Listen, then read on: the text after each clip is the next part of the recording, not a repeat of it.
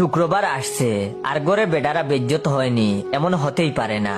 সকাল সকাল বুগের মেজাজ চুঙ্গে হাড়ি পাতিল সুরে সুরে কিচেনে কাজ করছে আর বলছে, আমার তো ফুটো কপাল, বিয়ের আগে বলেছিল 10টা কাজের লোক রেখে দিবে, ওয়াশিং মেশিন কিনে দিবে, রানীর মতো রাখবে।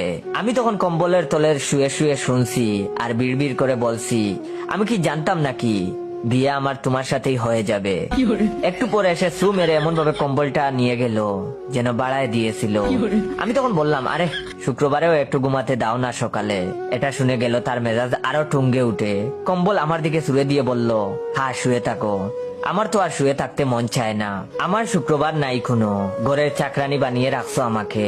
সেদিন যদি বাবা মার পছন্দের ওই ইটালির পুলারে বিয়ে করে ইটালি চলে যেতাম তাহলে ভালো হতো। আমি তখন বিড়বিড় করে বললাম, বেচারা ইটালিওয়ালা বেঁচে গেছে। এটা শুনে তো আরো রেগে মেগে আগুন হয়ে বলল, কি বললা তুমি, আজকে তোমার খাবার বন্ধ। তোমার সাত কপালের ভাগ্য আমার মতো সাদাসিধে একটা মেয়ে তোমাকে বিয়ে করেছে। তোমার দরকার ছিল একটা দজ্জাল জল্লাদ কুটনি বউ, তাহলে বুঝতা। কয়দিন পর পর শুক্রবার আসে। এই বলে হনহনিয়ে বউ চলে গেল। আমি বেচারা শুয়ে শুয়ে চিন্তা করতে লাগলাম, এই যদি হয় সাদাসিধা তাহলে দজ্জাল জল্লাদ কুটনি মেয়ে কেমন হয়। আমি তখন উঠে বিছানাপত্র গুছিয়ে ওয়াশরুমে গিয়ে দেখলাম 2 বালতি কাপড় চোপড় ভিজিয়ে রাখা হয়েছে ধোয়ার জন্য।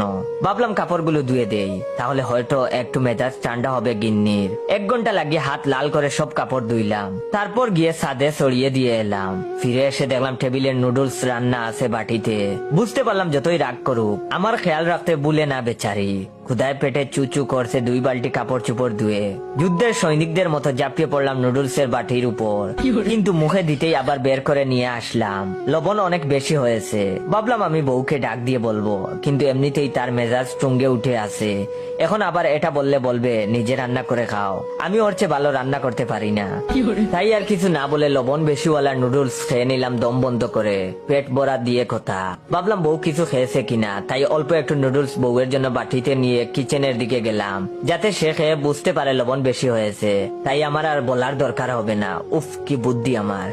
কিচেনের দরজার কাছে যেতেই শুনলাম বউ ফোনে তার বান্ধবীর সাথে কথা বলছে হেসে হেসে। আমি তখন কান পেতে শুনলাম বউ বলছে, আজকে বেডারে দিয়া বহুত কাম করাইছি, সকাল সকাল উঠেই মেজাজ খারাপ করে রাখছি।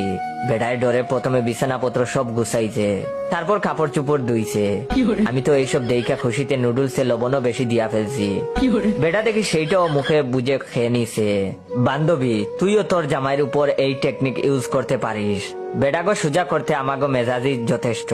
আমি তখন বাইরে থেকে এটা শুনে নুডলসের বাটি টুপি বানিয়ে মাথায় দিয়ে বললাম, জয় হোক বেডি জাতির।